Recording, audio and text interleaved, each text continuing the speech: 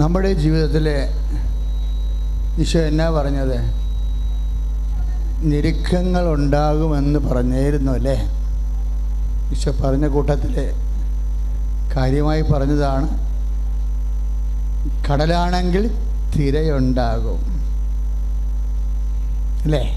കടലാണെങ്കിൽ തിരയുണ്ടാകും, വെള്ളമാണെങ്കിൽ വെള്ളത്തിൽ എപ്പോഴായാലും ഓളം ഉണ്ടാകും അല്ലേ? അതുപോലെ ഈശോ പറഞ്ഞത് എന്താണ്? ലോകമാണെങ്കിൽ ഞെരുക്കങ്ങൾ ഉണ്ടാകും. അപ്പോൾ നമുക്കത് പ്രതീക്ഷിക്കാം. അതാണ് ഈശോ യോഹന്നാൻ്റെ സുവിശേഷത്തിൽ പറയുന്നത്. എന്താ പറഞ്ഞത്? ലോകത്തിൽ നിങ്ങൾക്ക്, ശ്രുതികട ഹല്ലേലൂയ, ലോകത്തിൽ നിങ്ങൾക്ക് ഞെരുക്കങ്ങൾ ഉണ്ടാകും. ശ്രുതികട ഹല്ലേലൂയ,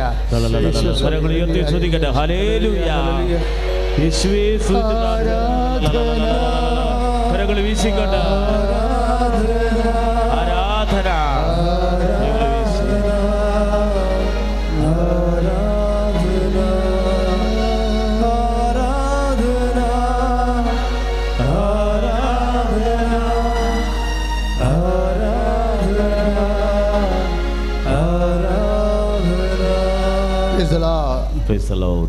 നിങ്ങൾ എന്നിൽ സമാധാനം കണ്ടെത്തേണ്ടതിനാണ് ഞാനിത് നിങ്ങളോട് പറഞ്ഞത്. Praise the Lord. ഒന്ന് പറഞ്ഞ്, നിങ്ങൾ എന്നിൽ സമാധാനം കണ്ടെത്തേണ്ടതിനാണ് ഞാനിത് നിങ്ങളോട് പറഞ്ഞത്. എന്നിട്ട് പിന്നെ പറയുന്ന വാക്ക് എന്താണ്? യോഹന്നാൻ്റെ സുവിശേഷം 16:33. യോഹന്നാൻ്റെ സുവിശേഷം 16-ാം അധ്യായം 33-ാം വാക്യം എന്താ പറയണത്? ലോകത്തിൽ നിങ്ങൾക്ക് ഞെരുക്കങ്ങൾ ഉണ്ടാകും. എന്ന് പറഞ്ഞേ, നിങ്ങൾക്ക് ഞെരുക്കങ്ങൾ ഉണ്ടാകും, എങ്കിലും ധൈര്യമായിരിക്കുവിൻ, ഞാൻ ലോകത്തെ കീഴടക്കിയിരിക്കുന്നു. അപ്പം ഞെരുക്കങ്ങൾ അച്ഛൻ മുമ്പ് പറഞ്ഞ പോലെ കടലാണെങ്കിൽ തിരയുണ്ടാകും, നമുക്ക് ഒഴിവാക്കാൻ പറ്റത്തില്ല. ഇപ്പം മൂക്കില്ലേ നമുക്ക് അല്ലേ? മൂക്കിൽ നല്ല ഗന്ധവും വരും, മോശം ഗന്ധവും മൂക്ക് സംവേദനം ചെയ്യും. അപ്പോൾ നമുക്ക് നല്ല ഗന്ധം മാത്രം മതിയെന്ന് പറഞ്ഞാൽ നമ്മുടെ വീടിൻ്റെ അകത്ത് കട്ടിലിൻ്റെ അടിയിൽ ഒരു എലിയത്ത് കിടന്നാൽ നമ്മളെങ്ങനെ അറിയും? നല്ല ഗന്ധം, പനിനീർപ്പൂവിന് നല്ല എഡ്വേർഡ് റോസിൻ്റെ ഗന്ധം മാത്രം നമുക്ക് മതി എന്ന് പറഞ്ഞാൽ നമ്മുടെ മച്ചിൽ ഒരു പൂച്ച ചത്ത് കിടന്നാൽ നമ്മളെങ്ങനെ അറിയും? അറിയത്തില്ല. അപ്പോൾ അതൊരു മസ്റ്റാണ്. അപ്പോൾ ഈ ഒരു മൂക്കാണെങ്കിൽ നല്ല ഗന്ധവും അറിയണം, മോശം ഗന്ധവും അറിയണം. രണ്ടിനും ഒരു വാല്യൂ ആണ്. സന്തോഷത്തിനും സങ്കടത്തിനും ദൈവതിരുസന്നിധിയിൽ ഒരു വാല്യൂ ആണ്. സന്തോഷത്തിനൊരു പ്രത്യേക വാല്യൂ, സങ്കടത്തിന് വില കുറവല്ല. പിന്നെ ഈശോ പറയും, അങ്ങനെ ഞെരുക്കങ്ങളുടെ കാലം വരുമ്പോൾ എങ്ങനെയാണ് അതിനെ കൈകാര്യം ചെയ്യേണ്ടത്? അതാണ് ശരിക്കും പറഞ്ഞാൽ 16:33, നിങ്ങൾ എന്നിൽ സമാധാനം കണ്ടെത്തണം. Praise the Lord. ഹല്ലേലൂയ. നമ്മളുടെ സമാധാനം ആരാ? ഈശോ. ഈശോയിൽ സമാധാനം കണ്ടെത്താൻ വേണ്ടിയാണ് ഞെരുക്കങ്ങൾ വരുന്നത്. Praise the Lord. അപ്പം ഞെരുക്കങ്ങൾ വരുന്നതിൻ്റെ ഉദ്ദേശം മനസ്സിലായല്ലോ. നമ്മൾ പല കാര്യങ്ങളിലും, ഇപ്പം കഴിഞ്ഞ ദിവസങ്ങളിൽ ഇവിടെ ഇന്നലെ വൈകുന്നേരം ഈ താക്കോല് പോലത്തെ ഒരു യന്ത്രം ഇവിടെ ഇരിപ്പുണ്ടായിരുന്നു. ആരോ കൊണ്ടുവന്ന് വെച്ചതാണ്. ഈ ടി വിയിലൊക്കെ കാണിക്കുന്ന ഈ കുബേരക്കുഞ്ചോ എന്ത് സംഭവം കൊണ്ടേ വെച്ച് കഴിഞ്ഞാൽ അപ്പം തന്നെ കാശുണ്ടാവുമെന്ന് പറഞ്ഞു. നമ്മുടെ ആൾക്കാർ വില്ലന്മാരല്ലേ? എവിടെയെങ്കിലും പച്ചവെള്ളമാണ് കൊടുക്കണമെന്ന് പറഞ്ഞാലും ശരി, തലക്കിടിച്ച് മേടിച്ച് വേണമെങ്കിൽ പഞ്ചായത്ത് കിണറ്റിൽ കയറി ആത്മഹത്യ ചെയ്ത് കളയും. ഇങ്ങനെ അത് ഈ മനുഷ്യന്മാർ സമാധാനം കണ്ടെത്തുന്ന ഇടങ്ങളാണ്.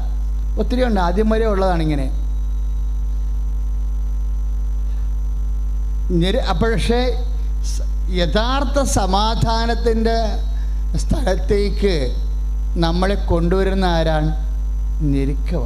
അതാണ് ഈശോ പറഞ്ഞത്, നിങ്ങൾ എന്നിൽ സമാധാനം എന്ന് പറഞ്ഞ്, നിങ്ങൾ എന്നിൽ സമാധാനം കണ്ടെത്തേണ്ടതിനാണ് ഞാനിത് പറഞ്ഞത്. അപ്പം എന്തെങ്കിലും ഞെരുക്കം ഉണ്ടാകുമ്പോൾ ഉടനെ ഓർത്തേക്കണം, ഈശോയിൽ സമാധാനം ഉണ്ടെന്നിതിന്. മനസ്സിലായില്ലേ? എന്തെങ്കിലും ഇപ്പോൾ നിങ്ങൾ കേട്ട സാക്ഷ്യങ്ങളൊക്കെ കേട്ടില്ലേ? എന്തോ ഒരു വലിയ സാക്ഷ്യങ്ങളാണ്. കഴിഞ്ഞ ദിവസങ്ങളിൽ ഞാനൊരു സാക്ഷ്യം കേട്ടു, എനിക്ക് ഭയങ്കര ഇഷ്ടപ്പെട്ടു. കഴിഞ്ഞ ദിവസം എന്ന് പറഞ്ഞാൽ ഞായറാഴ്ച, ഒരു ചേച്ചിക്ക് ബേക്കറി തുടങ്ങണമെന്ന് ആഗ്രഹം. അവർക്ക് ബേക്കറി ഉണ്ട്, പക്ഷേ അത് വലിയ കച്ചവടമൊന്നുമില്ല. ഒരു അപ്രധാനമായ സ്ഥലത്താണ് അത് നിൽക്കുന്ന കൊണ്ട് അധികം കസ്റ്റമേഴ്സും കച്ചവടമൊന്നുമില്ല. ചേച്ചി ഒരു കൊല്ലമായിട്ട് ഇവിടെ വരുന്നതാണെന്ന് ഇവിടെ സാക്ഷ്യത്തിലുണ്ട്. പക്ഷെ അവർ പറയണത് ഞാൻ ഉടമ്പടി ചെയ്തില്ല. എന്നാ ചെയ്യാതിരുന്നത്? എനിക്ക് പ്രത്യേകിച്ച് ഉടമ്പടി ചെയ്യേണ്ട ഒരു കാര്യമില്ലായിരുന്നത് കൊണ്ടാണ് ഞാൻ ചെയ്യാതിരുന്നത്. അപ്പോഴാണ് ബേക്കറി, ഞങ്ങളുടെ ബേക്കറി ആൾക്കാരൊന്നും അധികം വരാത്തത് കൊണ്ട് ഒരു പ്രത്യേക ആവശ്യമുണ്ടായി. എന്താണ്? ഇതൊന്ന് 10 മനുഷ്യർ വരണ കവലയിലേക്ക് മാറ്റി സ്ഥാപിക്കണമെന്ന്. അപ്പോഴതിന് പൈസയൊക്കെ ചിലവുള്ളതാണ്. പക്ഷെ അപ്പോഴത് തോന്നി അത് ഒന്നാമത്തെ കാര്യമായിട്ട് വരുന്നവർ ഉടമ്പടി ചെയ്ത്, ഒന്നാമത്തെ കാര്യമായിട്ട് നമ്മുടെ ഫേസ്ബുക്കിൽ ആ സാക്ഷ്യം സുന്ദരമായി കിടപ്പുണ്ട്.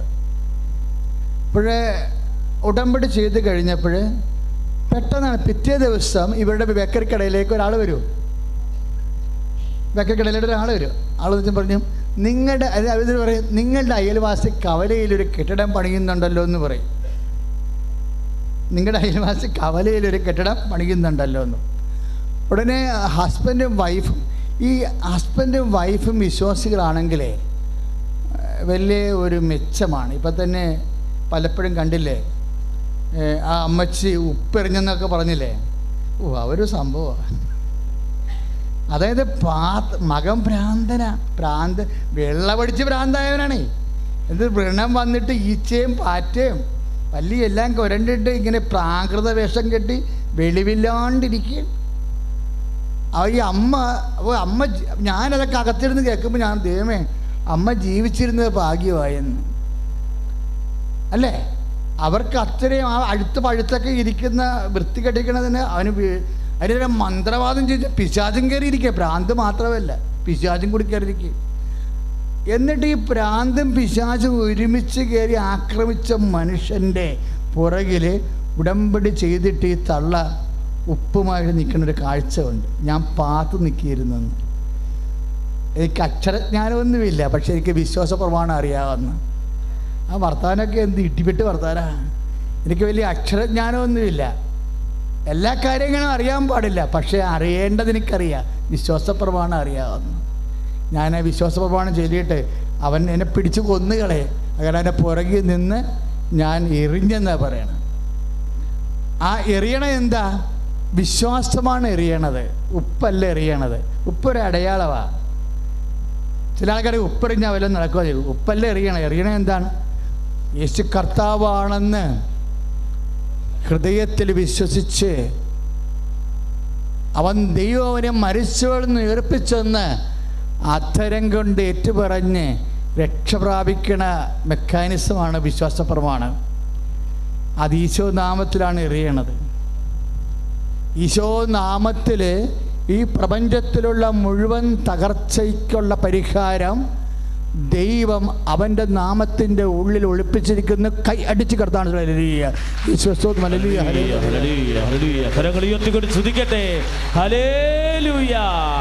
കർത്താവായ ദൈവമേ, ഞങ്ങളുടെ വിശ്വാസത്തെ വർദ്ധിപ്പിക്കണമേ കർത്താവേ.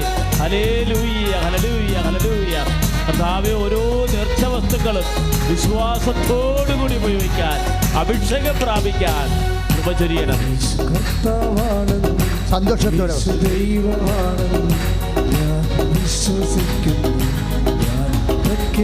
പാടുക എല്ലാവരും.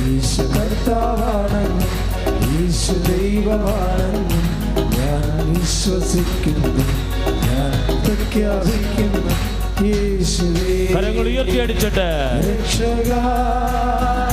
കർത്താവേ യേശുവേ കർത്താവേ നാഥനേ, യേശു കർത്താവാണെന്നും യേശു ദൈവമാണെന്നും ഞാൻ വിശ്വസിക്കുന്നു, ഞാൻ പ്രഖ്യാപിക്കുന്നു. ഒരു ചേച്ചി കൂടി സാക്ഷ്യം പറഞ്ഞില്ലായിരുന്നോ വിശ്വാസ പ്രമാണത്തെക്കുറിച്ച്? ഇല്ലേ? ഞങ്ങൾ ഇവിടെ വന്നപ്പോഴാണ് വിശ്വാസ പ്രമാണം പഠിച്ചതെന്ന്. വിശ്വാസ പ്രമാണം അറിയാമായിരുന്നു, പക്ഷേ അത് ഇത്രയും വലിയ സംഭവമാണെന്ന് പഠിച്ചത് ഇവിടെയാണ്. പക്ഷെ സത്യം പറഞ്ഞ് ഞാനും പഠിച്ചത് സെമിനാരിയിൽ നിന്നല്ല. ഈ വിഷയം ഈശോ എന്നെ നേരിട്ട് പഠിപ്പിച്ചതാണ്. കാര്യം ഈ റോമാ 10:9 എന്ന് പറഞ്ഞ്, റോമാ 10:9, 10-ാം അധ്യായം 9-ാം വാക്യം ഏറ്റു പറഞ്ഞ്, ആകയാൽ യേശു കർത്താവാണെന്ന് അധരം കൊണ്ട് ഏറ്റുപറയുക. യേശു കർത്താവാണെന്ന്, യേശു കർത്താവാണെന്ന് അധരം കൊണ്ട് ഏറ്റുപറയുക. അധരം കൊണ്ട് ഏറ്റുപറയേണ്ട എന്താ? വിശ്വാസ പ്രമാണം ചെല്ലുമ്പോൾ എന്താ സംഭവിക്കണത്? നമ്മൾ യേശു കർത്താവാണ്, യേശു കർത്താവാണ്, യേശു കർത്താവാണ്, യേശു കർത്താവാണ് എന്ന് ഏറ്റുപറയുകയാണ്. മന്ത്രവാദമല്ല കർത്താവ്. അവൻ്റെ കാലെ പോയി വ്രണത്തെ പോയിരിക്കണ ഈച്ചയും പാമ്പും ഒന്നുമില്ല. യേശു കർത്താവാണ്. അതാണ് സംഭവം. എന്ത് ജപ്തി നടപടി വന്നാലും ക്യാൻസർ വന്നാലും പറയണം എന്താണ്? ക്യാൻസറല്ല കർത്താവ്, യേശുവാണ് കർത്താവ്. യേശു കർത്താവാണ് എന്ന് പേര് പറഞ്ഞേ. ആകയാൽ യേശു കർത്താവാണെന്ന് അധരം കൊണ്ട് ഏറ്റുപറയുകയും ദൈവം അവനെ മരിച്ചവരിൽ നിന്ന് ഉയർപ്പിച്ചു. ചിലരുടെ കാര്യമല്ല, എന്നാ മരിച്ചവരിൽ നിന്ന്. ഒരു മനുഷ്യന് സംഭവിക്കാവുന്ന മാക്സിമം ദുരന്തം എന്താ? മരണം. ഈ മരണത്തെയും ജയിച്ച കാര്യമാണ് ഈ പറയണത്. അങ്ങനെ ഭൂമിയിൽ ആരുമില്ല, യേശു ക്രിസ്തു മാത്രം. കൈ അടിച്ചു കർത്താവ് യേശു കർത്താവാണെന്ന്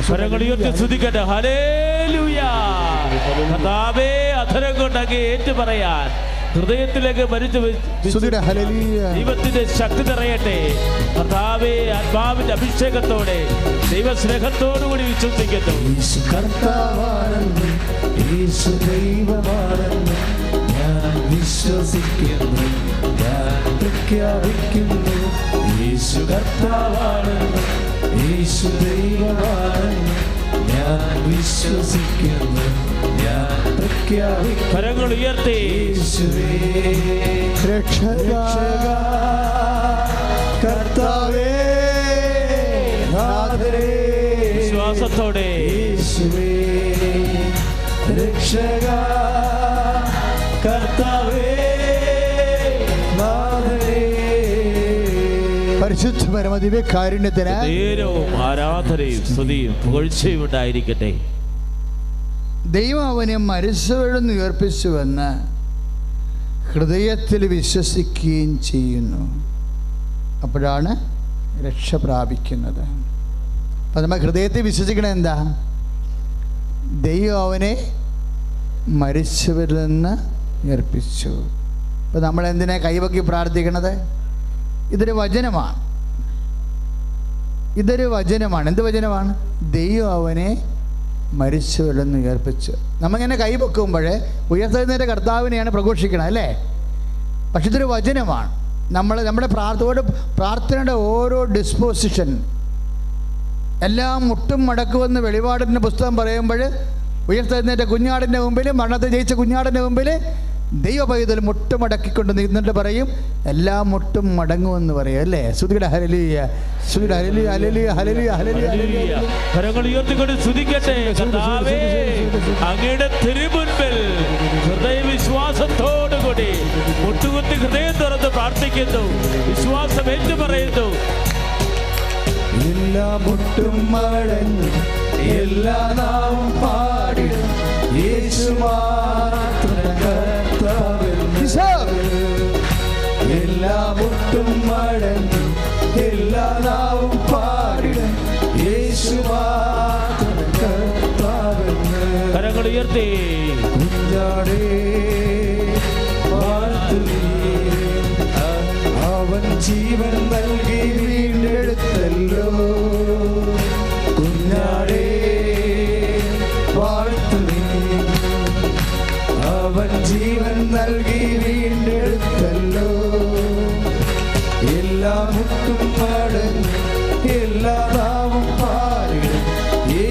മാത്രം കർത്താവെന്ന് എല്ലാ മുട്ടും മടങ്ങി എല്ലാ നാവും പാടിടും യേശു മാത്രം കർത്താവെന്ന്. കുഞ്ഞാടേ കുഞ്ഞാടേ വാഴ്ത്തുവിൻ, അവൻ ജീവൻ നൽകി വീണ്ടെടുത്തല്ലോ. കുഞ്ഞാടേ കുഞ്ഞാടേ വാഴ്ത്തുവിൻ, അവൻ ജീവൻ നൽകി വീണ്ടെടുത്തല്ലോ. എല്ലാ മുട്ടും മടങ്ങി എല്ലാ നാവും പാടിടും യേശു മാത്രം കർത്താവെന്ന്. എല്ലാ മുട്ടും മടങ്ങും, എല്ലാ മുട്ടും മടങ്ങി എല്ലാ നാവും പാടിടും യേശു മാത്രം കർത്താവെന്ന്. എല്ലാ മുട്ടും മടങ്ങും, എല്ലാ മുട്ടും മടങ്ങി എല്ലാ നാവും പാടിടും യേശു മാത്രം ശ്രുതികട്ടെ ശ്രുതികട്ടെ ഹല്ലേലൂയ. ഹല്ലേലൂയ. എല്ലാ മുട്ടും മടങ്ങും എല്ലാ നാവും പാടിടും യേശു മാത്രം. ചേർത്തനെ എല്ലാ മുട്ടും മടങ്ങും എല്ലാ നാവും പാടിടും യേശു മാത്രം. കുഞ്ഞാടേ കുഞ്ഞാടേ ശ്രുതികട്ടെ ശ്രുതികട്ടെ ശ്രുതികട്ടെ ഹല്ലേലൂയ. കുഞ്ഞാടേ കുഞ്ഞാടേ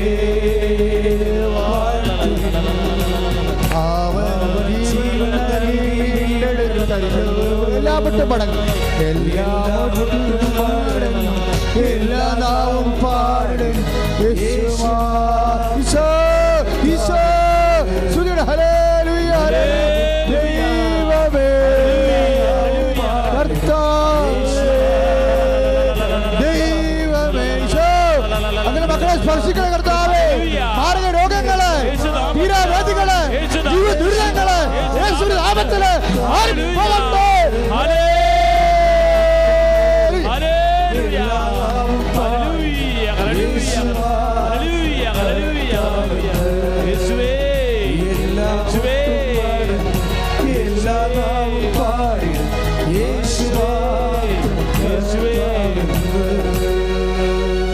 പരിശുദ്ധ പരമദിവ്യകാരുണ്യത്തിന് ആരാധനയും സ്തുതിയും പുകഴ്ചയും ഉണ്ടായിരിക്കട്ടെ. പരിശുദ്ധ പരമദിവ്യകാരുണ്യത്തിന് ആരാധനയും സ്തുതിയും പുകഴ്ചയും ഉണ്ടായിരിക്കട്ടെ. പ്രിയമുള്ളവരെ, അതാണ് വിശ്വാസ പ്രമാണം. അതിൻ്റെ കൂടെ എല്ലാം വരുന്നത് ഇപ്പം നമ്മൾ വായിച്ചത് റോമ 10:9. അതിൻ്റെ കൂടെ വരുന്നത് തന്നെയാണ് ഫിലിപ്പിയർ 2:7 സകല നാമങ്ങളും മുഴങ്കാലും അടക്കേണ്ടിയിരിക്കുന്നു. അതിൻ്റെ കൂടെ വരുന്നതാണ് നടപടി 4:12 മറ്റൊരുവനും രക്ഷയില്ല. എന്താ പ്രശ്നം? ഇതെല്ലാം ഒന്നാമത്തെ ആദ്യകാലങ്ങളിൽ അപ്പം നൽകിയ പ്രമാണമില്ലേ? നിന്റെ കർത്താവായ ദൈവം ഞാനാകുന്നു എന്ന പ്രമാണം. ഈ കുബേർ കുഞ്ചൊക്കെ കണ്ടെത്തിയത് കൊണ്ടാണ് ഇപ്പോൾ കർത്താവിൻ്റെ വചനം അങ്ങനെ പോകുന്നത്. വളരെ ശ്രദ്ധിക്കണം. അതായത് വ്യഭിചാരത്തേക്കാൾ കൊലപാതകത്തേക്കാൾ വലിയ പാപമാണ് ഒന്നാം പ്രമാണത്തിൻ്റെ ലംഘനം. ഒരിക്കൽ പ്രകാശം ലഭിക്കുകയും രക്ഷ അനുഭവിക്കുകയും ചെയ്തവർ വീണു പോയാൽ എന്താ സംഭവിക്കണത്? 1 പത്രോസ് 2:20 അതുപോലെ തന്നെ ഹെബ്രായർ 4:6 ഒരു വചനം പറയും. എന്താ? ഒരിക്കൽ പ്രകാശം ലഭിച്ചവർ വീണു പോയാൽ. അതൊക്കെ വീണത് നിസ്സാര കാര്യത്തിനാണേ. എന്തെങ്കിലും ഒരു രോഗം വന്ന് അല്ലെങ്കിൽ സാമ്പത്തികമായ കടങ്ങൾ വന്നപ്പോൾ കുറച്ച് ഞെരുക്കം കൂടി, അങ്ങനെയാണ് സത്യദൈവത്തെ വിട്ട് മനുഷ്യൻ താൽക്കാലിക സങ്കല്പങ്ങളിൽ അഭയം പ്രാപിക്കുന്നത്. അത് അതിൻ്റെ വടുക്കൾ നമ്മൾ സോറി പറഞ്ഞാൽ തീരണതല്ല. എനിക്കിന്നും തോന്നിയിട്ടില്ല. 10-21 ലക്ഷം ആൾക്കാരെ കൗൺസിൽ ചെയ്യുമ്പോൾ ഈ ഒന്നാം പ്രമാണ ലംഘനക്കാരന് ദർശനം വരും, ബാക്കിയുള്ളതിന് ദർശനം വരത്തില്ല. വ്യഭിചാരമൊക്കെ ചെയ്തിട്ടാണ് ഒരാൾ വരണമെന്നുണ്ടെങ്കിൽ നമ്മളത് മെസ്സേജിൽ നിന്ന് വരുന്നതല്ലാതെ നമുക്ക് പ്രത്യേകം ദൈവം നമ്മളെ ഓർപ്പിക്കത്തില്ല. എന്നുമ്പോൾ നിങ്ങൾ പോയി ചെയ്യണമെന്നല്ല എൻ്റെ അർത്ഥം. കമ്പാരിറ്റീവ് നോക്കണം. പക്ഷെ ഒന്നാം പ്രമാണം ലംഘിച്ച ഒരാൾ കൗൺസിലിങ്ങിന് വന്നാൽ ടക്ക് ടക്ക് ടക്ക് എന്ന് അപ്പം തന്നെ മെസ്സേജ് വരാൻ തുടങ്ങും. അവൻ ചെയ്ത കാര്യങ്ങളെല്ലാം പറഞ്ഞുകൊണ്ട്. അപ്പോഴാണ് ഞാൻ അങ്ങനെയാണ് പഠിച്ചത്, ഇത് സംഭവം ഭയങ്കര സീരിയസ് വിഷയമാണല്ലോ എന്ന്. നിങ്ങളുടെ ജോലിസനായാലും ശരി, സ്ഥാനം നോക്കുന്നതായാലും ശരി, സമയം നോക്കുന്നതായാലും ശരി, എല്ലാം ഒന്നാം പ്രമാണത്തിൻ്റെ ദൈവത്തെ മാറ്റി നിർത്തിക്കൊണ്ട് സബ്സ്റ്റിറ്റ്യൂട്ട് ഉണ്ടാക്കുന്നതിന് തുല്യമാണ്. ഈ ഒരിക്കൽ സബ്സ്റ്റിറ്റ്യൂട്ട് ഉണ്ടാക്കി അവിശ്വസ്തത കാണിച്ചാലേ പിന്നെ ദൈവത്തിൻ്റെ വിശ്വസ്തത പിടിച്ചു പറ്റാൻ വലിയ പാടാണ്. ഒന്ന് കുമ്പസാരിച്ചാൽ പാപം മോചിക്കപ്പെടുമെന്നുള്ള കാര്യം വ്യക്തമാണ്. പക്ഷേ ചിലപ്പോൾ ശിക്ഷ നിലനിൽക്കും. അതാണൊരു പ്രശ്നം വരുന്നത്. എന്താ കാര്യമെന്ന് പറഞ്ഞു കഴിഞ്ഞാൽ എപ്പോഴും നമ്മൾ ശ്രദ്ധിക്കണം, വളരെ സീരിയസ്. അതായത് നമ്മൾ ദൈവത്തോട് പ്രാർത്ഥിക്കുമ്പോൾ പ്രലോഭനങ്ങളിൽ ഉൾപ്പെടുത്തരുത് എന്ന് ഈശോ പറഞ്ഞില്ലേ. വാസ്തവത്തിൽ അതിൻ്റെ കൂടെ ചേർത്ത് വായിക്കേണ്ടത് എന്താണ്? പരിശുദ്ധാത്മാവ് ഉണ്ടെങ്കിൽ ഉടനെ പരിശുദ്ധാത്മാവ് നിന്നോട് പറയും, ലൂസിക്കുട്ടി, ഇത് പ്രലോഭനമെന്ന് പറയണത് ഏറ്റവും വലിയ പ്രലോഭനം ഒന്നാം പ്രമാണം ലംഘിക്കുന്നതാണെന്ന് പറഞ്ഞു തരും.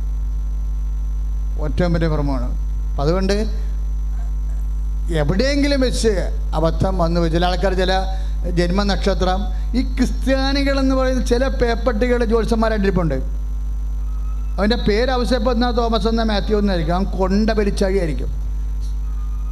അതായത് ക്രിസ്ത്യാനികളായിട്ട് ജ്യോത്സ്യം ചെയ്യുന്നവന്മാർ സാത്താൻ വർഷിപ്പുകാരാണ്. സാത്താൻ വർഷിപ്പിൻ്റെ റാങ്കിലുള്ളതാണത്. കാര്യം അത് ശാസ്ത്രമൊന്നുമില്ല. അത് മനുഷ്യൻ്റെ വിധി ഗോളങ്ങളെ ഏൽപ്പിച്ചിരിക്കുകയാണ് തീരുമാനിക്കാൻ വേണ്ടി. മനുഷ്യൻ്റെ വിധി ആരാണ് തീരുമാനിക്കേണ്ടത്? ദൈവമാണ് തീരുമാനിക്കേണ്ടത്. ഈശോയുടെ സ്വഭാവം എന്താണെന്നറിയാവോ? വിധിയെ തിരുത്തണതാണ്. നമുക്ക് വിധിയില്ല. എന്താ കാര്യം? വിധി ഉണ്ടെങ്കിൽ കർത്താവ് അത് തിരുത്തിയിരിക്കും. ഈ രക്ഷ എന്ന് പറയണത് വിധി തിരുത്തണത് കൂടി ഉൾപ്പെട്ടതുകൊണ്ടാണ്. ബർത്തിമേവുസിനെ കർത്താവ് അടുത്തേക്ക് വിളിക്കത്തില്ലേ? മർക്കോസിൻ്റെ സുവിശേഷത്തിൽ ബർത്തിമേവുസിനെ അടുത്തേക്ക് വിളിച്ചിട്ട് കർത്താവ് ചോദിക്കുന്ന ഒരു ചോദ്യമുണ്ട്, what I can do for you? ഞാൻ എന്ത് ചെയ്തു തരാമെന്നാണ് നീ ആഗ്രഹിക്കണത്? അപ്പോൾ ബർത്തിമേവുസ് ഒരു അന്ധയാചകനാണ്. അന്ധനുമാണ്, യാചകനുമാണ്. അവൻ്റെ വിധി എന്താണ്? നിരത്തിൽ കുത്തിയിരുന്നിട്ട് വഴിയെ പോണവരുടെയൊക്കെയെന്ന് യാചിക്കുകയാണ് അവൻ്റെ വിധി. അപ്പോഴ് അവന് കണ്ണടച്ച് ഇങ്ങനെ കൈ നീട്ടിക്കൊണ്ടിരിക്കുന്ന സമയത്താണ് കരിയിലപ്പുറത്ത് ഒച്ച കേൾക്കണത്. ആൾക്കാർ കൂട്ടമായി പോകുമ്പോൾ അവൻ ചോദിക്കും, ആരാണ് കടന്നു പോകണമെന്ന് ചോദിക്കുമ്പോൾ ആൾക്കാർ പറയും, that is Jesus of Nazareth, നസ്രായനായ യേശുവാണ് കടന്നു പോകുന്നത്. O Jesus son of David, ദാവീദിൻ്റെ പുത്ര എന്നാണ് വിളിക്കണത്. എൻ്റെ അർത്ഥം എന്താണ്? രക്ഷക എന്നാണ്. അവൻ രക്ഷക എന്ന് വിളിക്കുമ്പോൾ ഈശോ അവിടെ നിൽക്കും. നീയും ചങ്കക്കൊണ്ട് ബർത്തിമേവുസിനെ പോലെ രക്ഷക എന്ന് വിളിച്ചാൽ നിന്റെ വിധി ഇന്ന് തിരുത്തും കർത്താവ്. ഇനി നിനക്ക് നിരത്തിരുന്ന് നാട്ടുകാരെ ആശ്രയിച്ച് ജീവിക്കേണ്ട കാര്യമില്ല.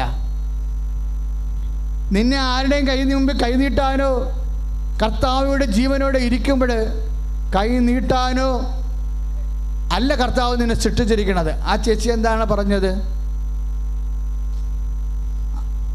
ഞങ്ങൾക്ക് കവലിലേക്ക് മാറ്റി ഒരു ബേക്കറി തുടങ്ങണം, പക്ഷെ കാശ് കയ്യിലില്ല. അതിനാണ് അവർ ഉടമ്പടി ചെയ്തിരിക്കുന്നത്. ഉടമ്പടി ചെയ്ത് പിറ്റേ ദിവസം വന്നിട്ടൊരു മനുഷ്യൻ പറയും, കവലയിൽ ഒരാൾ കെട്ടിടം പണിയുകൊണ്ട് നിങ്ങളുടെ അയൽവാസിയാണെന്ന് പറയും. അപ്പോഴുടനെ ഈ മനുഷ്യൻ, ഭർത്താവ്, ഈ വൈഫിൻ്റെ ഭർത്താവ് ഉടമ്പടി എടുത്ത കാശ് രൂപ കൈ വെച്ചുകൊണ്ട് നേരെ കവലയിലേക്ക് പോകും. അത് നല്ല സാക്ഷിയാണ്, കേൾക്കാൻ രസമാണ്. അവർ നല്ല സൂപ്പറായിട്ട് പറഞ്ഞിട്ടുണ്ടത്. കവലയിലേക്ക് ചെല്ലുമ്പോൾ പറഞ്ഞത് ശരിയാണ്, അവിടെ അയൽവാസിയാണ്. പക്ഷേ അയൽവാസിക്ക് കവലയിലൊരു സ്ഥലമുണ്ടെന്നോ അവിടെ ഇയാളെ കെട്ടിടം പണിയാൻ പോകണമെന്നുണ്ടോ ഈ ആൾക്ക് ഈ ജന്മത്തെ അറിയത്തില്ല. പക്ഷെ അവിടെ ചെല്ലുമ്പോൾ അയൽവാസി അവിടെ അയാളുടെ സ്ഥലത്ത് നിൽക്കുന്നുണ്ട്. അവിടെ കെട്ടിടമില്ല, ഒന്നുമില്ല, വെറുതെ നിൽക്കണയാൾ. ഈ വന്ന് പറഞ്ഞ ആളെന്താ പറഞ്ഞത്? നിങ്ങൾ അയൽവാസി കവലയിൽ കെട്ടിടം പണിയുന്നുണ്ടെന്നാണ് പറഞ്ഞത്. അവിടെ ചെന്നപ്പോൾ അയാൾ കെട്ടിടമൊന്നും പണിയണില്ല. അപ്പോൾ ഉടനെ ഈ കാശുരൂപം കൊണ്ട് ചെന്ന ആൾ ഇയാളോട് ചോദിക്കുവേ, ഇവിടെ വല്ലതും പണിയാൻ ഉദ്ദേശിക്കുന്നുണ്ട്? ഉടനെ അയാൾ ചോദിക്കും, എന്താ പണികളാ? ഇവിടെ വല്ലതും പണിയാൻ ഉദ്ദേശിക്കുന്നുണ്ടാന്ന് ചോദിക്കുമ്പോൾ ഈ ആ ഉടമസ്ഥ ചോദിക്കണത് എന്താണ് പണികളാ എന്ന് ചോദിക്കണത് നല്ല അർത്ഥത്തിലാണ് ചോദിക്കണേ. അപ്പോൾ അയാൾ പറയും, ഞങ്ങൾക്ക് ഒരു ബേക്കറി കിട്ടിയാൽ കൊള്ളാമെന്നുണ്ടായിരുന്നു. ആ ശരി, എന്നാ പണി തരാം. സിമ്പിളാണേ, ആർക്കും കൊടുത്തിട്ടില്ല അവിടെ, ആ സ്ഥലത്തെക്കുറിച്ചൊക്കെ ചിന്തയുമില്ല, ഒരു കാര്യങ്ങൾ പോണ രീതികൾ മനസ്സിലാക്കണം. എന്നാൽ പണി തരാം, ഞങ്ങൾക്ക് ഞാൻ 2 നിലയുള്ളൊരു ബേക്കറി പണി തരാമെന്ന്. അത് കേൾക്കുമ്പോൾ നമുക്ക് വിശ്വസിക്കാൻ തോന്നുന്നില്ല, കളിയാക്കിയായിട്ട് തോന്നും. പക്ഷെ അത് സീരിയസ് ആയിട്ട് പറഞ്ഞതാണ്. പക്ഷെ അതൊക്കെ മുമ്പ് വേറൊരു സംഭവം നടക്കും.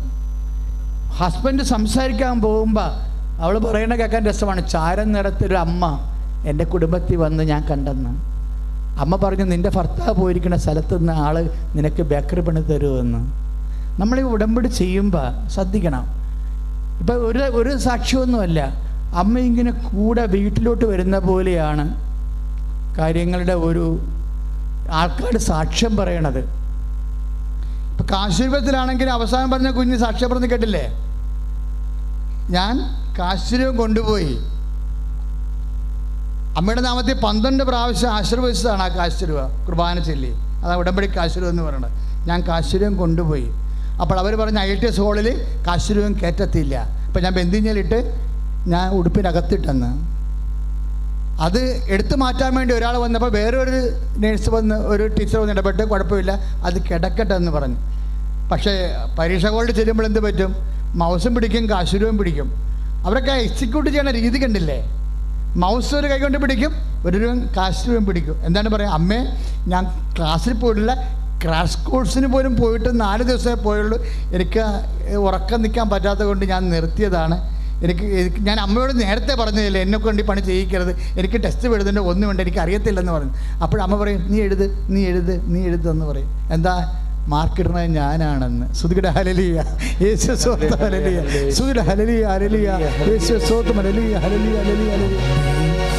എൻ്റെ അമ്മേ, എൻ്റെ ഈശോയുടെ അമ്മേ, അമ്മേ എൻ്റെ അമ്മേ, എനിക്ക് ഈശോ തന്നൊരമ്മേ, അമ്മേ എൻ്റെ അമ്മേ, എൻ്റെ ഈശോയുടെ അമ്മേ, അമ്മേ എൻ്റെ അമ്മേ, എനിക്ക് ഈശോ തന്നൊരമ്മേ. കൈകൾ വീശി ആവേ മരിയ കന്യാമാതാവേ, ആവേ മരിയ കന്യാമാതാവേ, അമ്മേ എൻ്റെ അമ്മേ, എൻ്റെ ഈശോയുടെ അമ്മേ, അമ്മേ അമ്മേ, എനിക്ക് ഈശോ തന്നൊരമ്മേ. ഹല്ലേലൂയ. ഇപ്പം പത്രമൊന്നും കൊടുക്കാൻ പാടില്ല, അവരോട് അവിടെ ഇരിക്കാൻ പറ. സുധിയുടെ ഹല്ലേലൂയ, യേശു സ്തോത്രം, യേശു സ്തോത്രം, യേശു സ്തോത്രം.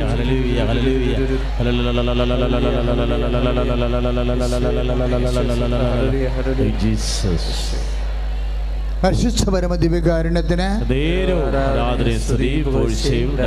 ഇതെല്ലാം തെളിഞ്ഞു നിൽക്കുന്ന ഈശോനെ പ്രകടമാക്കുന്ന കാര്യങ്ങളാണ്. അപ്പം ഞെരുക്കങ്ങൾ ഉണ്ടാവുമെന്ന് പറയുമ്പോൾ എന്താണ് ഈശോ ഉദ്ദേശിക്കുന്നത്? നിങ്ങൾ എന്നിൽ സമാധാനം കണ്ടെത്തുന്നതിന് വേണ്ടിയാണ് ഞെരുക്കങ്ങൾ ഉണ്ടാകണം. അല്ല ജോസനിൽ സമാധാനം കണ്ടെത്താനും, കുട്ടിച്ചാത്തലിൽ സമാധാനം കണ്ടെത്താനും, സ്ഥാനക്കാരിൽ സമാധാനം കണ്ടെത്താനും, പണിക്കലിൽ സമാധാനം കണ്ടെത്താനും അല്ല. ഞെരുക്കങ്ങൾ എന്തിനാണ് ഉണ്ടാകുന്നത് എന്ന് പറഞ്ഞാൽ, നിങ്ങൾ എന്നിൽ സമാധാനം കണ്ടെത്തേണ്ടതിനാണ് ഞാനിത് പറഞ്ഞത്. Hallelujah, hallelujah. 3 മാസം കൊണ്ടാണ് ആ ബേക്കറി പണി തീർന്നത്. 3 മാസം കൊണ്ട് 2 നില കെട്ടിടം പണി തീർന്നു. ഒന്നുമില്ലായ്മ തുടങ്ങിയതാണ്, സീറോയാ. അതായത് അയാളെ കൊണ്ടുപോയി അമ്മ ആ സ്ഥലത്ത് നിർത്തിയിട്ട് അമ്മ ഇവരുടെ വീട്ടിൽ വന്നിട്ട് പറഞ്ഞു, നിങ്ങൾ പോയി സംസാരിക്കാൻ പറഞ്ഞു. അയാളുമായിട്ട് ഭർത്താവും അയാളുമായിട്ട് സംസാരിച്ചുകൊണ്ടിരിക്കുന്ന സമയത്ത് അമ്മ വീട്ടിൽ നിന്ന് സംസാരിക്കുകയാണ്. നമുക്കിതൊന്നും കുറേ കാലം കഴിയുമ്പോൾ നിങ്ങൾ വരുമ്പോൾ മനസ്സിലാകും, ഇത് നമ്മുടെ കയ്യിൽ നിന്ന് ഇങ്ങനെ പോവുകയാണ്. കാര്യം അമ്മ വളരെ എന്തോ നിശ്ചയദാർഢ്യത്തോടു കൂടി ഓരോ മനുഷ്യൻ്റെ സാധാരണമായ മനുഷ്യൻ്റെ കണ്ണുനീര്, അതായത് ഒന്നുമില്ലല്ലേ. ബൈബിൾ എന്താ പറയുക? അമ്മ ചെയ്യണേ ഇത്രേ ഉള്ളൂ, അവൻ പറഞ്ഞതുപോലെ ചെയ്യണേ. അവൻ പറഞ്ഞ കുറേ കാര്യങ്ങളുണ്ട്, അതാണ് ചെയ്യണത് അമ്മ. അവൻ പറഞ്ഞത് അവനല്ലല്ല ചെയ്യണം, നമ്മളല്ല ചെയ്യേണ്ടത്. അവൻ പറഞ്ഞത്, അവൻ എന്താ പറഞ്ഞത്? ഞാനൊരു പുതിയ കാര്യം ചെയ്യുന്നു, പഴയതെല്ലാം കടന്നുപോയി. ഇപ്പം ഐസയാ വചനമില്ലേ 43:18, ഞാനൊരു പുതിയ കാര്യം ചെയ്യുമെന്ന്, പഴയത് നിങ്ങൾ ഓർക്ക് പോലും വേണ്ടെന്ന്. പഴയതെന്താ? നാട്ടുകാരുടെ മുമ്പിൽ നമ്മളെ 10 പേരുടെ മുമ്പിൽ കൈ നീട്ടിയാലും നമുക്കൊരു ഡെഡ് ബോഡിയുടെ വില പോലും കിട്ടത്തില്ല. അതാണ് പഴയ കാര്യം. നമ്മളൊക്കെ ഒരു ആവശ്യം വന്നിട്ടേ നമ്മൾ ബന്ധുക്കൾ തിരിഞ്ഞു നോക്കിയിട്ടില്ല, സ്വന്തപ്പെട്ടവർ തിരിഞ്ഞു നോക്കിയില്ല. എന്തിനു വേണ്ടി? നമ്മൾ സഹായിച്ചവർ പോലും കൈമടത്തിയിട്ടുണ്ട്. അതിൻ്റെ വടുക്കൾ, അതിൻ്റെ വേദന, അതിൻ്റെ നിരാശ ഒക്കെ നിൻ്റെ മനസ്സിലുണ്ട്. അതുകൊണ്ടാണ് കർത്താവിൻ്റെ വചനം പറയണത്, മകനെ പഴയ കാര്യം ഓർക്കരുതെന്ന്. ബന്ധുക്കളിൽ നിന്ന്, സ്വന്തപ്പെട്ടവരിൽ, സഹായിച്ചവരിൽ നിന്നൊക്കെ നിനക്കൊണ്ട തിക്താനുഭവങ്ങൾ നീ മറന്നു കളയാൻ. ഐസയ 43:18 എന്താണ്? ഒരു പുതിയ കാര്യം ചെയ്യും. അത് ചെയ്യണം നിന്റെ ബന്ധുക്കളല്ല, നിന്റെ മക്കളല്ല, അത് ഞാൻ തന്നെയാണ്. കൈ അടുത്ത് കർത്താവ്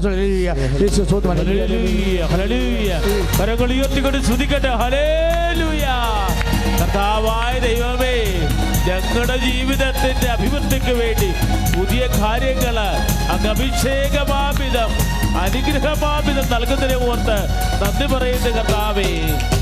തളരരുതേ മനമേ, ആകുലമോ അരുതേ, പറഞ്ഞാലായി വിശ്വസിക്കാനാവാത്തൊരത്ഭുതം ദൈവം ചെയ്തിടുമേ.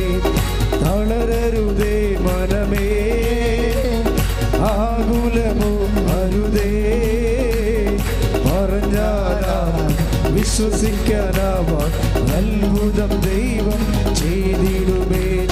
തപ്പുകളാലെ കിന്നരമോടെ സ്തുതിച്ചിടുക മനമേ, തപ്പുകളാലെ കിന്നരമോടെ സ്തുതിച്ചിടുക മനമേ.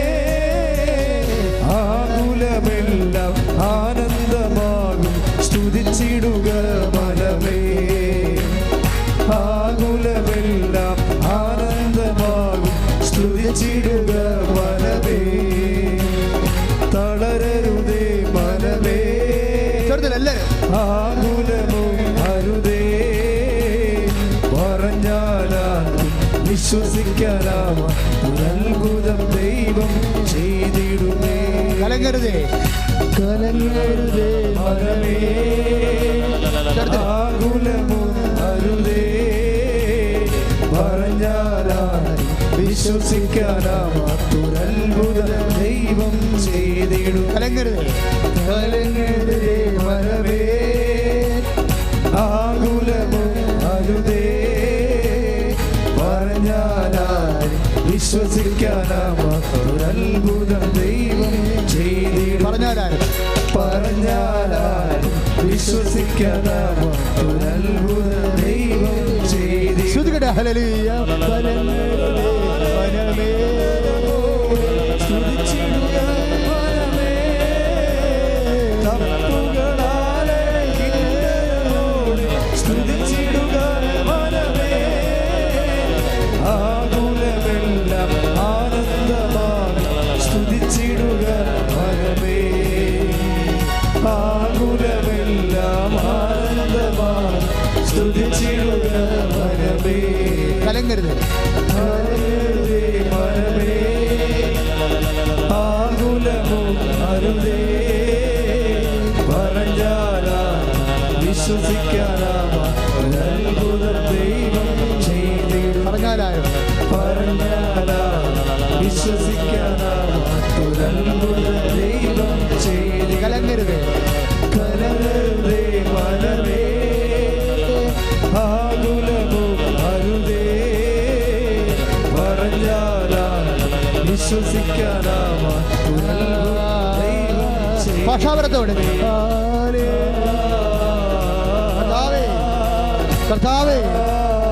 കർത്താവേ, സ്പർശിക്കണമേ കർത്താവേ, ക്യാൻസർ രോഗികളെ സ്പർശിക്കണമേ കർത്താവേ. നടുവേദനക്കാരെ സ്പർശിക്കുന്ന കർത്താവേ, അസ്ഥിരോഗികളെ സ്പർശിക്കുന്ന കർത്താവേ, ജോലിയില്ലാത്തവരെ സ്പർശിക്കുന്ന കർത്താവേ, ഈശോ കേസിൽപ്പെട്ടവരെ സ്പർശിക്കുന്ന കർത്താവേ, ഈശോ സ്പർശിക്കുന്ന കർത്താവേ, അസ്ഥിരോഗങ്ങള്, വാദ്യരോഗങ്ങള്, സർപ്പരോഗങ്ങള്, സോറിയാസി രോഗങ്ങള്, നടുവേദനകള്, കിഡ്നി രോഗങ്ങള് യേശുവിന്റെ നാമത്തിൽ മാറി പോകട്ടെ.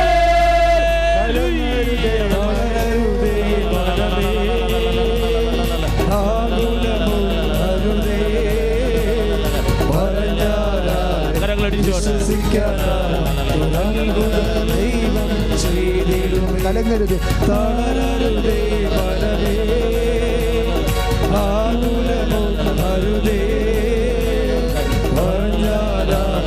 വിശ്വസിക്കാനാവും അത്ഭുതം ദൈവം ചെയ്തിടുമേ. പരിശുദ്ധ പരമദിവ്യകാരുണ്യത്തിന് മക്കളെ, നിങ്ങൾ പരിശുദ്ധാത്മാവിനോട് പരിശുദ്ധ അമ്മ വഴി പ്രാർത്ഥിക്കേണ്ട ഒരു കാര്യം ഇപ്പോഴീ അഭിഷേക സ്തുതിപ്പിൻ്റെ സമയത്ത് എൻ്റെ മനസ്സിൽ തോന്നിയതേ,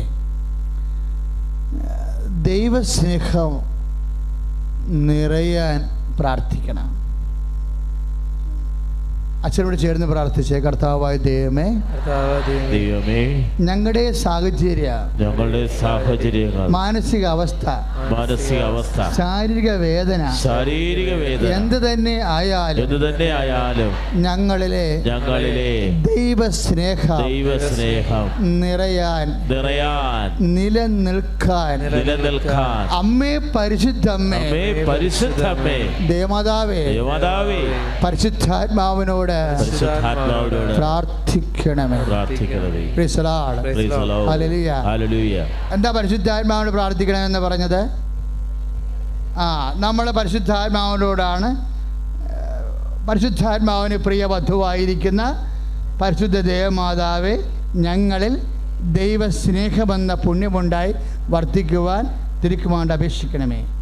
ഞാനിപ്പോൾ അത് ഓർത്തതാണ്. പ്രാർത്ഥന അങ്ങനെ വന്നതുകൊണ്ട് നമ്മൾ ഇത് ചിന്തിച്ച് പ്രാർത്ഥിക്കണമല്ല. കർത്താവ് തരുന്ന പ്രാർത്ഥന ഞാൻ നിങ്ങൾക്ക് പറഞ്ഞു തരുന്നേ ഉള്ളൂ. പക്ഷെ അത് കറക്റ്റാണെന്ന് പറഞ്ഞത് ഞാൻ മാനുഷികമായി പെട്ടെന്ന് ഓർത്ത് പ്രാർത്ഥിച്ച് കഴിഞ്ഞപ്പോൾ എന്താ ഓർത്തത്? കൊന്തപ്രാർത്ഥനയിലെ സുഹൃത്തുജപം അതാണ്. ദൈവസ്നേഹം നിറയാൻ മക്കളെ എന്താണെന്ന് ദൈവസ്നേഹം ഇപ്പം തന്നെ നമുക്കറിയാം. ഇപ്പോൾ 21-ാം അധ്യായത്തിൽ 24-ാമത്തെ വാക്യം ലൂക്കാൻ്റെ സുവിശേഷം എന്നാ പറയണത്? അധർമ്മം വർദ്ധിച്ചപ്പോൾ സ്നേഹം തണുത്തുപോയി, അല്ലേ? അധർമ്മം ഒന്ന് പറഞ്ഞ അധർമ്മം വർദ്ധിച്ചപ്പോൾ സ്നേഹം തണുത്തുപോയി. പക്ഷെ ഒരു കുഴപ്പമുണ്ട്, തണുത്തു പോകാൻ പാടില്ലാത്ത ഒരു സംഭവമാണ് സ്നേഹം. അതെപ്പോഴും ഇങ്ങനെ ചൂടായി നിൽക്കണമെന്നാണ് ആഗ്രഹിക്കുന്നത്. ഇപ്പം നിങ്ങളുടെ നിങ്ങളുടെ സ്ത്രീധനം നിങ്ങൾക്ക് തന്നതിൽ നിന്ന് പൊന്ന് വാങ്ങിച്ച് അയാൾ പെട്ടെന്നൊരു സ്ഥലം എടുക്കേണ്ടി വന്ന്, വീടിൻ്റെ അടുത്തുള്ള സ്ഥലമാണ്, അത് നാട്ടുകാർ വാങ്ങിച്ചാൽ പിന്നെ അവിടെ പൊറുക്കാൻ പറ്റത്തില്ലെന്ന് വിചാരിച്ചുകൊണ്ട് പെങ്ങൾ ഓർത്ത് ശരിയാണല്ലോ, അപ്പം നിനക്ക് 2 പെങ്ങൾക്ക് കുഞ്ഞുങ്ങളല്ലേ, അവർ കല്യാണം കഴിക്കുമ്പോൾ ഞാൻ തിരിച്ച് തന്നോളാമെന്ന് പറഞ്ഞു, ഇല്ലേ? പക്ഷേ അങ്ങനെ സ്ഥലവും മേടിച്ച് വെയിലും കേട്ട് പൊറുക്കുകയാണ്. നമ്മുടെ മകളുടെ കല്യാണം വന്നപ്പോൾ അവർ തെക്ക് വടക്ക് നോക്കുകയാണ്. നാത്തൂൻ വട്ടം ചവിട്ടിയിട്ടുണ്ട്. സംഭവം നമ്മൾ രക്ഷപ്പെടുന്നത് ആ പിശാചിന് കണ്ണുകടിയാണ്. അതുകൊണ്ട് അവനെ സ്ക്രൂ ചെയ്ത് പറഞ്ഞ് അപ്പോൾ അയാളും പൊട്ടം കളിക്കാൻ തുടങ്ങി. അധർമ്മമല്ലേ, അയാളെ പൊട്ടം കളിക്കാൻ തുടങ്ങി. അതുകൊണ്ട് ബൈബിൾ എപ്പോഴും പറയാനുണ്ട് എന്നറിയാവാ, നിങ്ങൾ പ്രഭുക്കന്മാരിലൊന്നും ആശ്രയിക്കരുതെന്ന് പറയും. അങ്ങനെ തരും, അളിയൻ തരും, അയൽവാസി തരും, പാർട്ടിക്കാർ തരും, സർക്കാർ തരും, പള്ളിക്കാർ തരും എന്ന് പറഞ്ഞ് അങ്ങനെയുള്ള ആവശ്യമില്ലാത്ത ഒരു ആശ്രയവും പാടില്ല. എന്താ കാര്യം?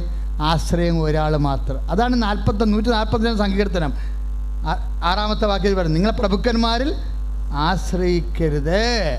പിന്നെന്താണ്? രക്ഷ നൽകാൻ കഴിയാത്ത മനുഷ്യരിൽ അഭയം തേടരുത്. അതായത് ഈ അനുഗ്രഹം മാത്രം തരുന്ന, ആനുകൂല്യം മാത്രം തരുന്ന മനുഷ്യരിൽ അവർ ചിലപ്പോൾ നാളെ ഭൗതികമായതുകൊണ്ട് തരാണ്ടിരിക്കാം. രക്ഷയും കൃപയും കൂടി കൃപയും അനുഗ്രഹം കൂടി തരാൻ പറ്റിയ ആൾക്കാരിലാണ് അതൊരാളേ ഉള്ളൂ, അല്ലേ? ഈശോ മാത്രമേ ഉള്ളൂ. അപ്പോഴേ എപ്പോഴെങ്കിലും ആരെങ്കിലും നീ ആശ്രയം വെച്ച ആൾക്കാർ കൈമലർത്തുമ്പോൾ അതിൻ്റെ അർത്ഥം എന്താ? കർത്താവിനെ ആശ്രയിക്കാനേ അർത്ഥമുള്ളൂ, അല്ലാതെ അവരെ തെരുവിളിക്കാൻ അർത്ഥമില്ല. നിങ്ങളുടനെ പറയും ഏത് പട്ടിക്ക് ഒരു ദിവസം ഉണ്ടാവും, ഞങ്ങളുടെ പുളിച്ചും പൂക്കും വട്ടം എന്നൊക്കെ പറയും. അങ്ങനെ ഒന്നും ഡയലോഗ് ഒന്നും ഫിറ്റ് ചെയ്യേണ്ട. അതൊക്കെ ലോകത്താന്മാരാണ് അങ്ങനെ സംസാരിക്കണത്. അധർമ്മം വർദ്ധിച്ചപ്പോൾ, ആങ്ങളുടെ അധർമ്മം വർദ്ധിച്ചപ്പോഴെന്ത് പറ്റി? ആങ്ങളുടെയുള്ള സ്നേഹം കുറഞ്ഞു, നമ്മുടെ മക്കൾക്കും കുറഞ്ഞ്. അമ്മാവൻ നമുക്ക് പണിയായല്ലോ എന്ന് പറയും. മക്കൾ പറയാം മിണ്ടാണ്ടിരിക്കടാ, കുഴപ്പമില്ലടാ, ശരിയാവും, കുഴപ്പം ഇല്ലാഞ്ഞിട്ടായിരിക്കും എന്നൊക്കെ പറഞ്ഞ്. ഇല്ല ഉണ്ട് എനിക്കറിയാം, ഞാക്കുണ്ട്. അവർ കാർ മേടിക്കാൻ പോയി, നമുക്ക് മാത്രമേ കാശ് തരാതെ ഉള്ളൂ. മക്കൾ വിടത്തില്ല. അപ്പോൾ നമ്മൾ കർത്താവിന് മുമ്പിൽ നോക്കി, കർത്താവ് മക്കൾ പറഞ്ഞാൽ ആങ്ങളെ ഫ്രോഡാണെന്ന് നമുക്ക് സങ്കടം വരും. അധർമ്മം വർദ്ധിച്ചപ്പോൾ സ്നേഹം തണുത്തു പോകും. അപ്പോഴേ സ്നേഹം തണുത്തു പോകുന്ന കാരണം കർത്താവ് പറയും, ഈ ആങ്ങളെ പ്രതി നീ സ്നേഹം തണുപ്പിച്ച് കളയരുത്. എന്താ കാര്യം? ആങ്ങളെ അല്ലല്ലോ, ഞാനല്ലേ അന്തിമ തീരുമാനം എടുക്കേണ്ടത്. അതുകൊണ്ട് സ്നേഹം നിൻ്റെ കയ്യിൽ ഉണ്ടെങ്കിൽ മാത്രമേ എനിക്ക് നിന്നെ സഹായിക്കാൻ പറ്റത്തുള്ളൂ. അതാണ് ആ വാക്കിൻ്റെ അർത്ഥം. മനസ്സിലായില്ലേ? നീ എലിയെ പേടിച്ചിട്ട് ആലക്ക് തീ ഇടരുത്. അങ്ങനെ അയൽവാസികൾ നിന്നെ പറ്റിച്ചെന്നും പറഞ്ഞ് നീ സ്നേഹം തണുപ്പിച്ച് കളയരുത്. സ്നേഹം തണുപ്പിച്ച് കളഞ്ഞാൽ എനിക്ക് നിന്നെ സഹായിക്കാൻ പറ്റാതെ വരും. അപ്പോൾ നിനക്ക് നഷ്ടമാകും. അതുകൊണ്ടാണ് കർത്താവ് പറഞ്ഞത്, എന്തെല്ലാം പ്രശ്നമുണ്ടായാലും എൻ്റെ സ്നേഹത്തിൽ നിങ്ങൾ നിലനിൽക്കുവിൻ. യോഹന്നാൻ 15:9 ഇല്ലേ? അങ്ങനെ വചനമില്ലേ? എന്താ പറഞ്ഞിരിക്കണത്? എന്തെല്ലാം പ്രശ്നം, ആരെല്ലാം ചതിച്ചാലും വഞ്ചിച്ചാലും പറ്റിച്ചാലും കള്ളക്കേസ് കൊടുത്താലും നിങ്ങൾ അതിൻ്റെ പേരിൽ അധർമ്മം വർദ്ധിക്കുമ്പോൾ സ്നേഹം തണുത്തു പോകരുത്. മറിച്ച് 15:9 യോഹന്നാൻ അനുസരിച്ച് കൊണ്ട് നിങ്ങൾ എൻ്റെ സ്നേഹത്തിൽ നിലനിൽക്കുവിൻ. എൻ്റെ വാക്ക് നിങ്ങൾ കേൾക്കുകയും നിങ്ങൾ എൻ്റെ സ്നേഹത്തിൽ നിലനിൽക്കുകയും ചെയ്യണമെങ്കിൽ ആര് പറ്റിച്ചാലും നിങ്ങൾക്ക് ഇഷ്ടമുള്ളത് ചോദിക്കാൻ അത് ഞാൻ നിങ്ങൾക്ക് തരും. യോഹന്നാൻ 15:7 കൈ അടിച്ചു കിടത്താണ്.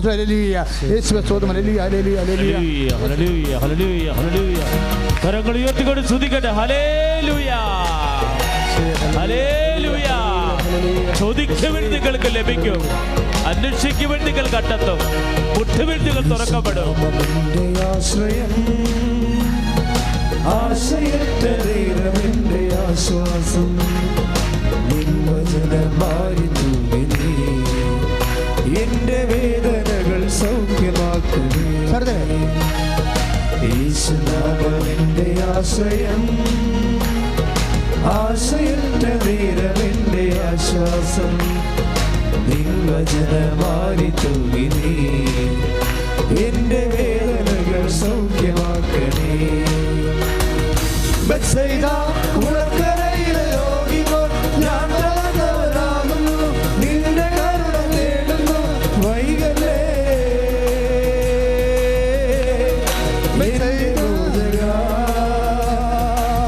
കരങ്ങൾ ഉയർത്തി. ബത്സയിദാ കുളക്കരയിലെ രോഗികൾ ഞാൻ തളർന്നവനാകുന്നു, നിന്റെ കരുണ തേടുന്നു വൈകലേ.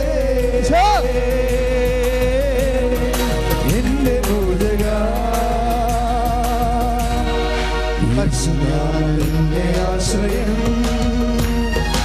ആശയറ്റ ദൈവമെന്റെ ആശ്വാസം, നിൻവചനമായി തൂങ്ങി എന്റെ വേദനകൾ സൗഖ്യമാക്കണേ. ദൈവം നമ്മുടെ ഇപ്പോൾ ആങ്ങളെയായാലും വേറെ ആരായാലും നിങ്ങൾക്ക് നിങ്ങളെ ആശ്രയം വെച്ചിരിക്കുന്ന ആൾക്കാർ ചിലപ്പോൾ ബാങ്കാകാം. ചിലപ്പോൾ ആ സമയത്ത് ചെല്ലുമ്പോൾ മാനേജർ മാറിപ്പോവും അല്ലേ? എത്രയോ പേരാ സാക്ഷ്യം പറയണത്. നമ്മുടെ ജോലിക്ക് വിദ്യാഭ്യാസ ലോണിനോ മകളെ കെട്ടിക്കാനോ നമുക്ക് ലോൺ തരാമെന്ന് പറഞ്ഞ മാനേജർ ആ സമയമാകുമ്പോൾ ചിലപ്പോൾ മാറിപ്പോയെന്ന് വരും. അപ്പോൾ ചില സമയത്ത് ഈ മനുഷ്യന്മാരെല്ലാം ഇങ്ങനെ മാറ്റത്തിന് വിധേയമാണ്.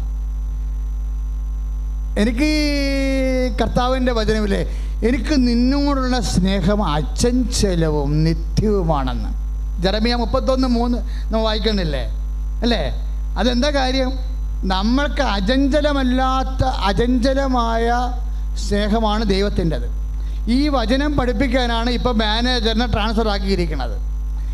മാനേജർ ട്രാൻസ്ഫർ ആകുമ്പോൾ നമ്മളുടനെ ചങ്കിടിക്കും, കർത്താവ് നമ്മളെ സഹായിക്കാമെന്ന് പറഞ്ഞ മാനേജറാണല്ല ട്രാൻസ്ഫറായി പോയത്. അപ്പം നമ്മ തിരക്കും, ഈ അടുത്ത വല്ലയിടത്ത് വേണം, ഇല്ല പരപ്പരങ്ങാടിയിലാണെന്ന് പറയാം മാതാവേ.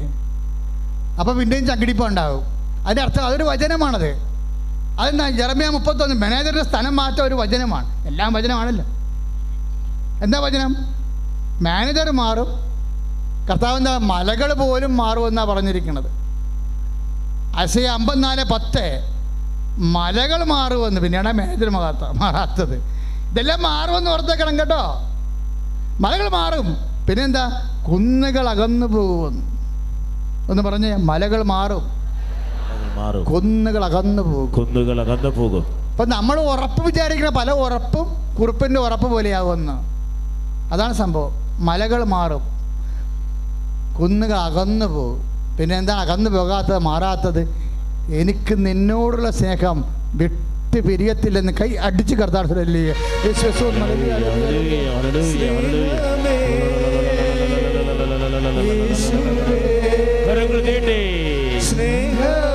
കരങ്ങൾ ഉയർത്തി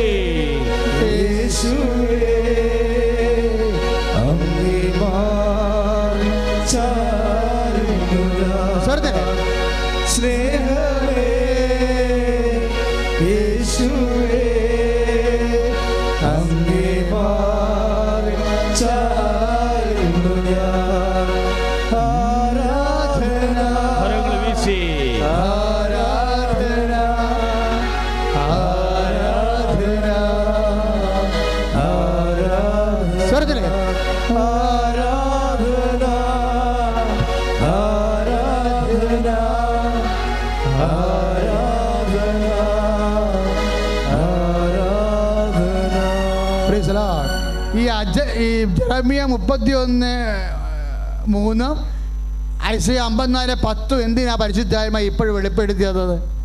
അതായത് ഇങ്ങനെ ലൂക്കാ 21:24 അനുസരിച്ച് കൊണ്ട് അധർമ്മം വർദ്ധിക്കുമ്പോൾ നമുക്ക് ഏറ്റവും ഉറപ്പായിരുന്നവർ പോലും ചില സമയത്ത് നമ്മളെ കണ്ടില്ലെന്ന് നടിക്കും. നമുക്ക് സഹായിക്കാൻ നമ്മുടെ മകളെ കൊണ്ടുപോകാം, ജോലി കൊടുക്കാൻ നമ്മുടെ മകനെ കൊണ്ടുപോകാൻ ജോലി കൊടുക്കാമെന്നൊക്കെ പറഞ്ഞവരും തക്ക സമയത്ത് നമ്മളെ സഹായിക്കാമെന്ന് പറഞ്ഞവരും പറയും, അയ്യോ പെട്ടെന്നൊരു ചിലവുണ്ടായി, ഒരു മറിച്ചിലുണ്ടായി, നിങ്ങൾ വെയിറ്റ് ചെയ്യാൻ പറയും. അത് വെയിറ്റ് ചെയ്തിട്ട് കാര്യമില്ല, ആ സമയത്ത് നമുക്ക് കിട്ടിയിട്ടും കാര്യമില്ല. ഇങ്ങനെ പലപ്പോഴും നിരാശകൾ നമ്മുടെ ഉള്ളിൽ വരും. ഈ നിരാശ വരുമ്പോഴും സ്നേഹം തണുക്കുമ്പോഴും, നിരാശ വരുമ്പോൾ എന്താ പ്രാർത്ഥിക്കേണ്ടത്? പുത്രൻ തമ്പുരാന് മാതാവായിരിക്കണ പരിശുദ്ധ ദൈവ മാതാവേ, ഞങ്ങളിൽ ദൈവ ശരണബന്ധ പുണ്യമുണ്ടായി വർദ്ധിക്കുവാൻ. അതാണ് പ്രാർത്ഥിക്കുന്നത്. അപ്പം നിരാശ വരുമ്പോൾ പ്രാർത്ഥിക്കേണ്ടത് അതാ. കാര്യം നമ്മുടെ കയ്യിൽ നിന്ന് ആശ്രയിച്ച സംഭവം കൈവിട്ടു പോകുമ്പോൾ കുത്തിയിരുന്ന് പ്രാർത്ഥിക്കണം. എന്തിനാണത്? അത് അഭിഷേകമായി മാറും. ഭയങ്കരമായ സുഹൃജപങ്ങളാണുള്ളത്. അതുപോലെ തന്നെ സ്നേഹം പോകുമ്പോഴും അധർമ്മം വർദ്ധിക്കുമ്പോൾ സ്നേഹം തണുത്തു പോകില്ല. അപ്പോഴും ദൈവപൈതൽ പ്രാർത്ഥിക്കണം. എന്താണ്? സ്നേഹം നമ്മുടെ കയ്യിൽ നിന്ന് വിട്ടു പോകാൻ പാടില്ല. കാര്യം മീൻ വളരണ എവിടെയാണ്? വെള്ളത്തിലാണ്. അതുകൊണ്ട് പരിശുദ്ധാത്മാവ് വളരണ എവിടെയാണ്? നമ്മുടെ സ്നേഹത്തിലെ നിലനിൽക്കത്തുള്ളൂ. അതുകൊണ്ട് ഈശോയെ നിലനിൽക്കും. In my love and I will dwell in you. കർത്താവിൻ്റെ വാക്കൊക്കെ ഭയങ്കര ശബ്ദമാണ്. നിങ്ങൾ എന്നിൽ വസിക്കുവിൻ, എൻ്റെ സ്നേഹത്തിൽ വസിക്കുവിൻ, ഞാൻ നിങ്ങളിലും വസിക്കും. അപ്പോൾ എന്ത് സംഭവിക്കും? നിങ്ങൾക്ക് ഇഷ്ടമുള്ളത് ചോദിക്കാം. കൈ അടിച്ച് കർത്താവ്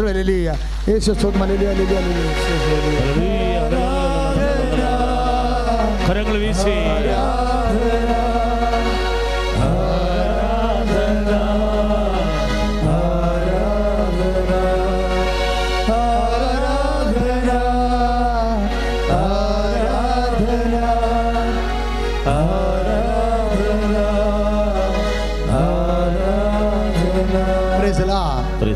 മക്കളെ, നിരാശയെ എങ്ങനെ കൈകാര്യം ചെയ്യണമെന്ന് ഇപ്പോൾ കർത്താവ് വെളിപ്പെടുത്തി അല്ലേ? പ്രത്യാശയുടെ പ്രകടനം ചൊല്ലിയാണ് അതിനെ കൈകാര്യം ചെയ്യേണ്ടത്. സ്നേഹം തണുത്തു പോയാൽ എങ്ങനെ കൈകാര്യം ചെയ്യണമെന്ന് ഈശോ പറഞ്ഞു. എന്താ പറഞ്ഞത്? സ്നേഹത്തിൻ്റെ പ്രകടനം ചൊല്ലി നിങ്ങൾ ആ സ്നേഹത്തിൻ്റെ ലെവൽ കീപ്പ് ചെയ്യണം. ഈ സ്നേഹത്തിൻ്റെ ലെവൽ കീപ്പ് ചെയ്ത് കഴിഞ്ഞാൽ ഉള്ള ഗുണം എന്താണ്? ഈശോയ്ക്ക് പ്രവർത്തിക്കാനുള്ള സാഹചര്യമാകും. ഈശോ പ്രവർത്തിച്ചാൽ നിങ്ങൾക്കറിയാമല്ലോ. ഒരു സാക്ഷി ഈ ദിവസങ്ങളിൽ കേട്ടത് ഭയങ്കര രസമാണ്. അപ്പം അവർ വാടകയ്ക്ക് താമസിക്കുന്ന എറണാകുളത്ത് വാടകയ്ക്ക് താമസിക്കുക. ഭർത്താവ് എൻജിനീയറാണ്, പക്ഷേ ജോലിയില്ല.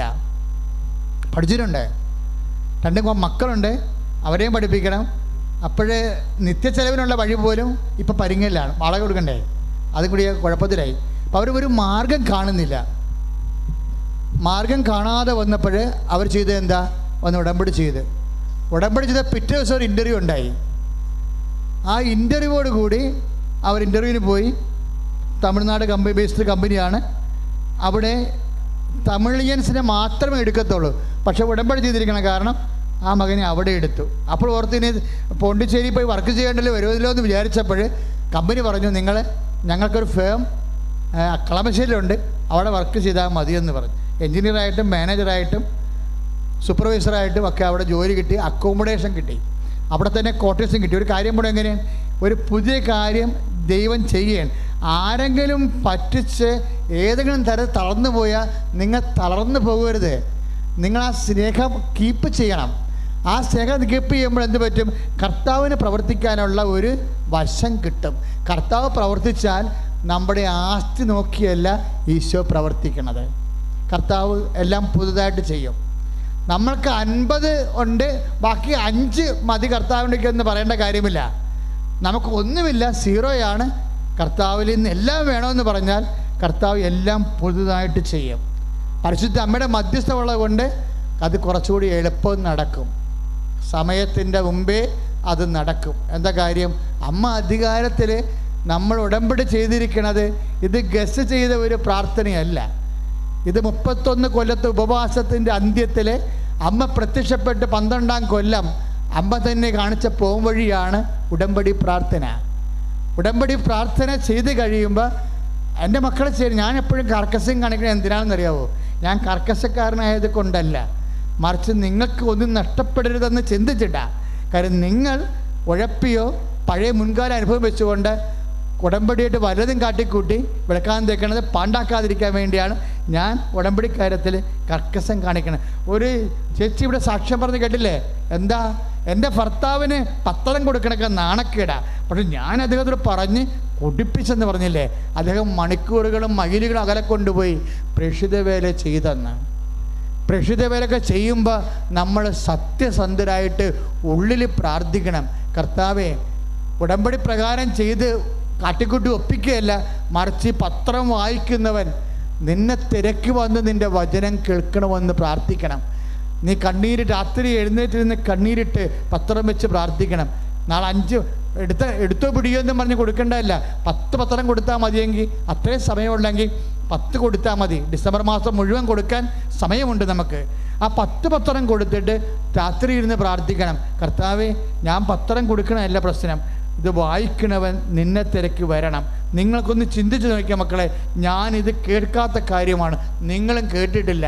ഇപ്പോഴും പത്രത്തിൻ്റെ സാക്ഷ്യം സൗഖ്യം തുടരുകയാണ് അല്ലേ? ഇപ്പോഴും തുടരുകയാണ്. ഇത് നമ്മളൊരു ചിന്തിച്ചതോ പറഞ്ഞതോ പറയിപ്പിച്ച് ചെയ്യണതോ വല്ലതും ആണോ? അവരവർക്ക് ആത്മാവ് വെളിപ്പെടുത്തുന്ന പോലെയാണ് അവരവർ ചെയ്തിട്ട് അനുഭവം പ്രാപിക്കുന്നത്. അതിൻ്റെ കാര്യം എന്താ? അമ്മ ഇതിൻ്റെ കൂടെ സഞ്ചരിക്കുന്നു എന്നുള്ളതാണ് സത്യം. അതുകൊണ്ടാണ് മക്കളിത് തമാശയായിട്ടും കളിയായിട്ടും ഒന്നും എടുക്കരുത്. അല്ലെങ്കിൽ കുറച്ച് നാളിങ്ങനെ ആരംഭശൂരത്വം കാണിച്ചിട്ട് പിന്നെ ഉഴപ്പരുത്. നീ ഉഴപ്പിയാണ് അല്ലെങ്കിൽ ഉഴപ്പനാണെന്ന് കണ്ടു കഴിഞ്ഞാൽ ഈ സംഭവം ലാഗ് ചെയ്തുകൊണ്ട് ആദ്യമേ ലാഗ് ചെയ്യാൻ തുടങ്ങും.